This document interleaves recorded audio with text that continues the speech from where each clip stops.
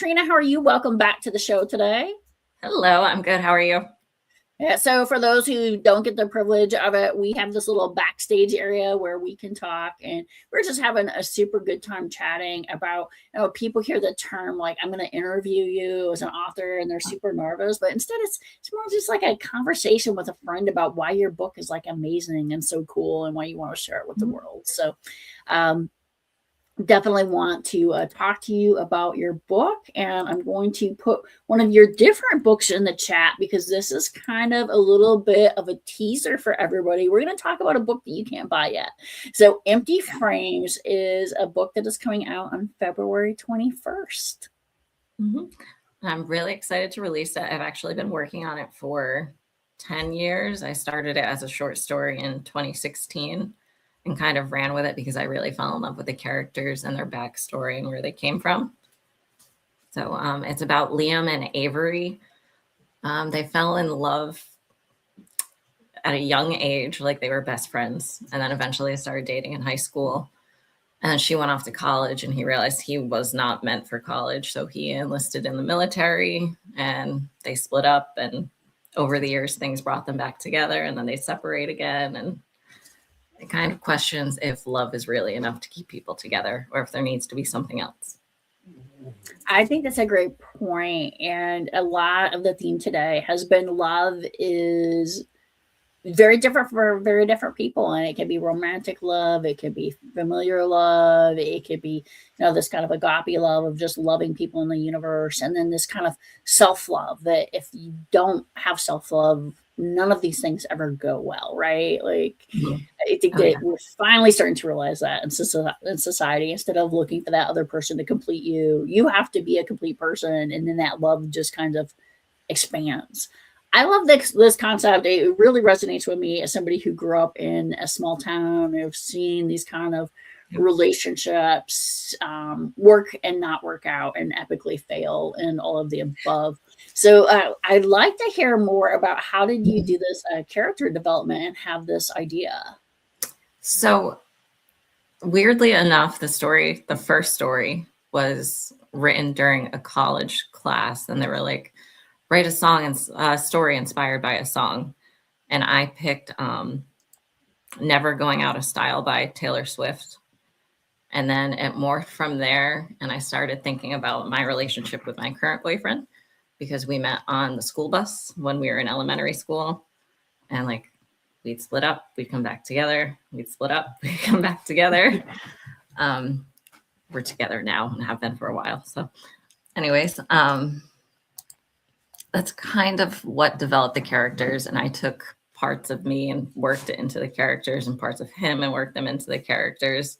So this one was really a writing what you know kind of story. No, I think that's good. I mean, I think some of the best fiction comes from, like we have that basis. I'm going to share your author page for anybody who wants to follow you.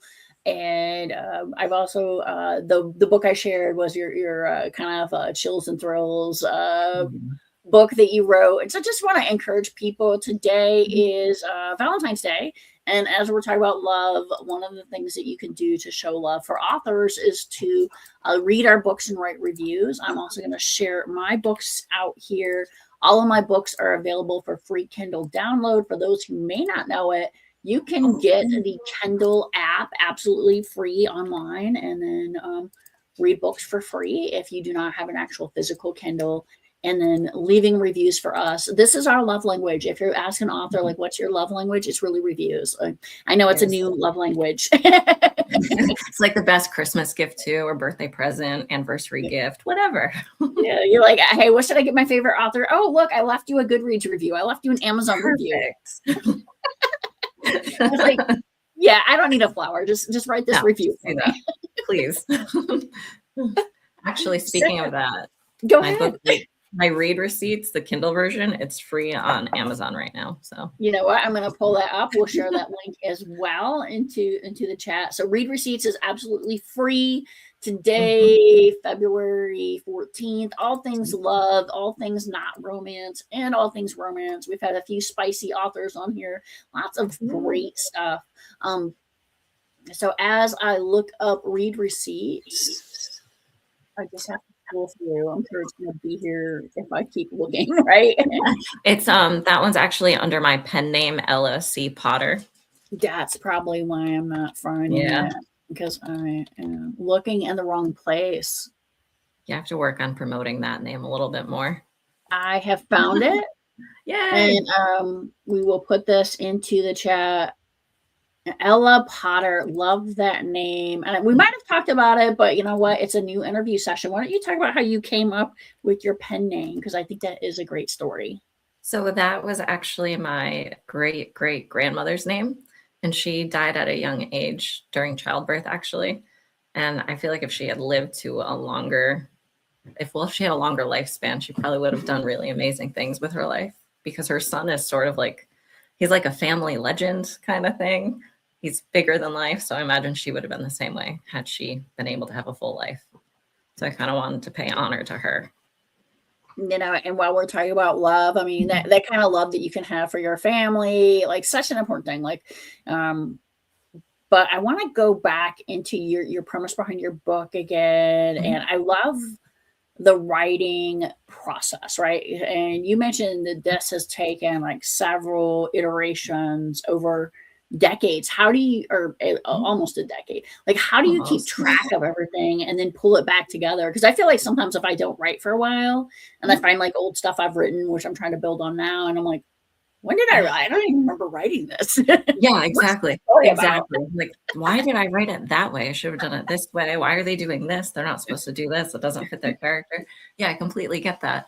So I usually, if I'm writing something and I get burnt out, I'll set it aside. I'll print it out. I'll put it in a binder, forget about it for a little while. And then I'll go back and read it and reconnect with the characters, and I'll either find a new way for the story to emerge, or I'll stick to what I originally planned and remember where I was going. Sometimes we get burnt out working with the same characters over and over again. I mean, it just happens. Yeah, I am at a phase in my writing and my life where I probably have 30. I'm just, we're coming up with a random number of like half finished, short stories, maybe half written things that were like concepts. And I'm like, I want to do them all. And I'm like, no, you can only write 2 genres right now. Like, this is all you're allowed. It's like really hard because you want to work on all these different projects. Yep. I think such an important thing. Now, actually, this go ahead. One, I would set it aside and then I'd be like, huh. Oh, it cut out for a second there. But like I'd set the story aside and then I'd come up with another short story. And I'd be like, this actually fits in line with them. It's not 2 new characters. It's the same characters. Yeah, I'm doing a lot of research for a book right now that I'm working on. And then I'm constantly like, oh, what am I doing? And I wrote like a little short story, and I was like, oh my God, that will be like the greatest backstory for like one of the characters. And so it is amazing how you can find these little darlings and then pull them back in. Yeah, I love doing that. I'm actually working on like a... Oh, go ahead.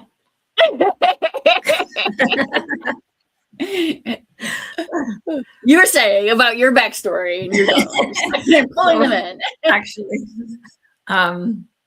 I'm working on another mini series called Novels in Millborough.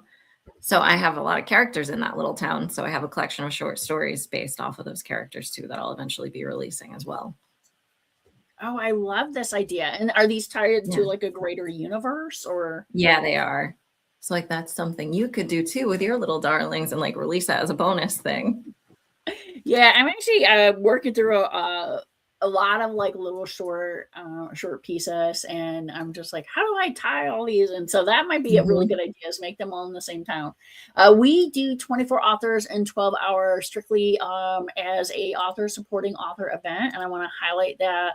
And the ways that you can support us is if you donate. And if you're like, why do I need to donate? The streaming software, the website software, all that costs money. So that's what your donations go to. And then if you want, we have cool merchandise, and any sales from merchandise just goes right back into supporting what we do. So appreciate those who have supported us in the past, because what I will say is the world of authors has changed. I would say in the past 6 months significantly, is the amount of scammers who are out there. Like, oh my gosh, I've seen you, Katrina. Why don't you share your experience on what this has been like? Because it has changed a lot. It is terrible. The scams. Like I had to like make a new email because my actual email is just full of junk. It's just, can I review your book? Can I use your book in a book club? Why are you asking? I almost turned down a legitimate book club because of that. And that's where I still keep it, because I was like, okay, just in case, because mine has been established for so long, like over 10 years. And one of the things that's been really cool about my book, my first book, The Project Manager, is it's a business fable, which is a unique kind of genre. And so it's like, it's important. It talks about project management, and it talks about how you can take project management and apply to your day-to-day life. It has a little workbook. But a professor picked it up in his class as sort of like, hey, if you're like, what do I do with my project management? Because I have to take this for my business degree. But like, this is how you can actually use it in your life. And it became very cool. And so every once in a while, I'll get these kinds of things. But before, it was like, it was always legit, or it was always like very clear that it was like some weird rando thing. But now I'm getting like 30, 40, 50 a day. And I'm just all almost the same. Yeah. And so I really think that that's a change that AI has made, more so than even in writing, is just being harassed by people. Yeah, pretty much. I mean, constantly. And it's on every platform. Even on like Instagram, I get messages from fake accounts. Yeah. And so just for those of you out there, we were talking about reviews, which are super important to us. One of the things is completely unethical, illegal, and Amazon will take down fake reviews. And so we don't need fake reviews. You know, we want to connect with an audience, and we want people to read books because they love them and they connect to them. And, you know, like I'm like, I don't mind a bad review if you have good points about it. Like, tell me how to be better and do my craft better. And then the other thing is for authors, and I think this is super important to get the message out, is your book's not going to resonate with everybody. Write really good supporting material so people know what they're getting into. You want to share for you, like, how you have crafted your promotional materials and your back cover and the things that are going to attract the audience that's right for you, Katrina? So that's actually constantly a learning curve for me, because I never quite know what my readers want. It always surprises me. Like read receipts, for example, the fact that everyone really liked that it upset them kind of surprised me. Like, they wanted to know that they would need tissues handy. They might cry, they might laugh, they might get mad, that kind of thing. So like, giving them a heads up what they're getting into, I think, is really important. And same with go ahead. Same with like the Thrills and Chills short story collection, like giving them a warning that there's probably some stories that might make them uncomfortable, kind of thing. Giving them a warning of what they're getting into. Yeah, I think that piece is so important. It's like, tell the audience this is what you're getting. I mean, you don't want to give away the spoilers, but you want people to know. And then also be clear, like, and this, if you don't like this kind of stuff, this is probably not the book you want to be reading. So then you're not going to get that review of somebody saying like they felt like it was bait and switch, right? Because that's something I really want to make sure. Like, my one of my reviews that kind of struck me was someone said, well, this book did not help me with my PMP exam. And I thought, good, the book did not do exactly what it should not do. So, you know, like if you're coming to my book and you're trying to pass your exam, like, not the goal of the book, right? But, you know, in a way, I thought this resonated. And I really kind of looked at how am I promoting this book. I don't want people to think it does something it doesn't do.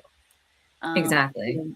And I think that's important. Is and then we discussed pen names last time, and you know, we both write under two different names, which I thought was so connected to you with that. I know, I like that.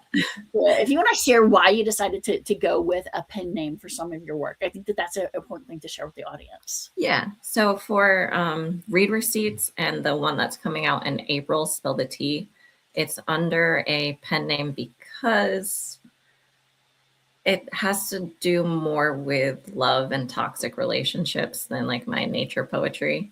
And because of that, I don't want certain people to read it and feel called out, because I guess kind of in a way it does call them out for being a crappy person. But I don't want them to know I was blatantly calling them out. No, I think so important. And mine is a little less personal and just much more on the business and professional side. Is I write business fables. And so if you pick up The Consummate Communicator and you're looking at a CEO in a bank and how they communicate to staff, this is a very different book than Women Living in Brothels. And yeah, it's a little different. and I don't want somebody who's like, oh, well, I've read her other work, in project management and business communications, and there's prostitutes. And the work computer. That could be fun. Yeah. IT. Oh, wait, that's right. She's also a cybersecurity person. So I can help you. Hey, what do you do? Oh my gosh. This is fun. I love repeat authors and always encourage the authors as they're coming out with new books, like what Katrina's doing right now, coming out with her book on February 21st. Like, have people back, because the conversation just gets better. It flows more. You have a good time. And the word interview is so scary. It's like chatting over coffee. Yeah. That's kind of what it's like. I think I might rebrand as like fireside chats, right? I love that concept of fireside chats. That's a good idea. Yeah. I know that's why I like a little library vibe around us, like I feel like I'm in a library with you, just being like, hey, you wrote this book. What do you want to share about it? Because it's cool. I love that. That's a good idea. I was telling Katrina, for those of you in the audience, that the next 24 authors and 12 hours is May 16th. It's going to be focused on young adult and kids books, and really kind of focus on that summer reading, helping parents as well as younger people to figure out like what do they want to look at and share those kind of books, but also spending a little bit of time, that 2 months to kind of really figure out 24 authors and 12 hours. Been doing this for 6 years since COVID. Or 5.5 years, and making sure we're going in that right direction. And I'm wondering if the term fireside chat too might make this stand out more with the community, because like I said, everyone sees these scams now. And I used to have no problem filling a day, 24 authors. And now people are constantly like, what are you charging? What do you want for this? And I'm like, dude, promoting your book promotes my book. Like, it's really symbiotic. And then getting great authors like Katrina came here because of Adam. Yeah. I want to give Adam a shout out. If you have not read Adam's books, hopefully I can get him back again in October. That's when I like to feature all the scary books, the thrillers and the chillers and the mysteries and the crimes. It's my favorite. It's my jam. My niece is a huge fan of all things thriller, all things chiller, all the creepiness and haunting. I am not at all. Like, this is my probably close to least favorite drama. I don't like to be scared. I don't know why I like it. I just enjoy it. Like in Halloween time, I like to go to all the scary houses and everything. I don't know. That is exactly, you and my niece should totally hang out. I'm more like best friends. We had Stephen Jacobs on that one as well, and he does the cozy mystery murders. And one of the cool things about him, like we were talking about towns, he actually writes in towns and uses the landmarks and stuff where people live, and I think that's a super cool thing to do. And so you can actually go to one of the diners in his book, and they sell the books there. Oh wow! And so I want to do something like that one day. And so let's talk a little bit about this. I'm going to call it more like an anthology of all these little different vignettes that you're going to put together into your book. Let's talk about that book a little bit and what's inspiring that. So the one about like Millboro, all the little stories. So again, back to college, we had to draw a map of a town and then come up with a story based off of the map that we drew. So from that was born 2 characters, and then like what's the word I'm looking for? A big conflict in town. It was like the Crofts versus the Kings, one family is really rich and they kind of pin everyone against the poor family because there was like history way back where the Crofts burnt down the King Mansion, blah, blah, blah. Lots of drama. I love that. I love that too. But I discovered I really liked working with other characters in the town. And then they actually created the story I'm releasing in September, which is Boys Will Be Boys. It's a thriller. The boyfriend kills the girlfriend's cousin. I hate when that happens. You know, I hate when that happens. But I really liked the character that got killed. Like, she was fiery and she had a lot of spunk. So I created a few short stories based off of her and her relationships with other people in town. And I thought other readers might want to get a different view of her as a person instead of just a corpse. I love that. My idea right now that I've written kind of 2 vignettes off of is I have the Midlife Trad Wife series is coming out. And it's a woman who discovers magic in her life later on. But then from that, she ends up part of a coven. And then what I kind of started doing for the coven members is giving each one a little backstory. And so I've been toying with this idea of what do I do with these short stories? And I love this kind of build like a little compendium of all of them and put like together, like where each chapter would just be like one little vignette for each of the coven members. So you kind of get to know them as people instead of just background characters. So it's kind of like, what do you do with all this? And I was like, it's not fitting into the main novel well.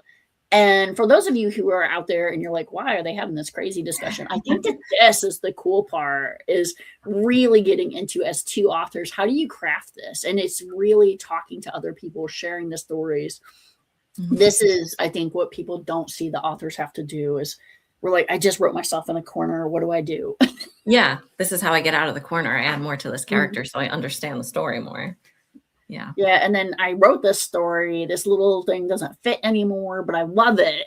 Now what do I do with it? You know, and so such an important thing because, you know, when you're writing, when you want to resonate with that audience, it goes into, you want that book to flow. You want it to be the best possible product that you can get out where people are going to read it and say, oh my gosh, like I've really enjoyed this. This really was what you said it would be and resonated with me. And we are running out of time, which I can't believe. Like, that was quick. I guess, like, where does the time go? I want to have you back in October again because, please. You know, we're gonna talk about your new books coming out. This Boys Will Be Boys, which I'm sure is, you know, like I'm so excited for kills your cousin. That's never a good day, right? So you already got that spoiler alert out there. So we're going to definitely talk again in October, if not sooner. But what have we not talked about? Because I feel like we've talked a lot, but you know, there's always more to cover as authors. I did put your page in here, by the way, so people can find you and follow you on Facebook. Oh, awesome! Thank you. So what did we not talk about? Poetry, but I actually feel like we did touch upon poetry quite a lot. I talked about wonderful poetry books that we featured last time. Please check out that interview if you want to learn more about Katrina's poetry. And the other part that I just really want to highlight is for authors, once again, we live off reviews. So review our books, like our books. That's what we want for every single holiday. And share them with your friends, your enemies, everybody. And you know, share the books and share the stories. We have stories in us, and if you are interested in interviewing our fireside chatting in 24 authors in 12 hours, reach out to me on my Facebook page or on my YouTube page. And it really is, you know, Katrina's been through this for twice. They're probably going to start begging some of these authors for reviews, saying like, really, it's not a scam. Yeah. I was never thought I would be saying saying first. Honestly, I was worried about the scam at first, and then Adam was like, "No, it's great. She's great. It's fun." I was like, "Oh, okay, this is real." I mean, it just changed so drastically. I never, like I said, you know, like when I first started it was very kind of original. It was like the pandemic, and it was like, how do we share our books and stories? And then it's just changed so much in such a short amount of time.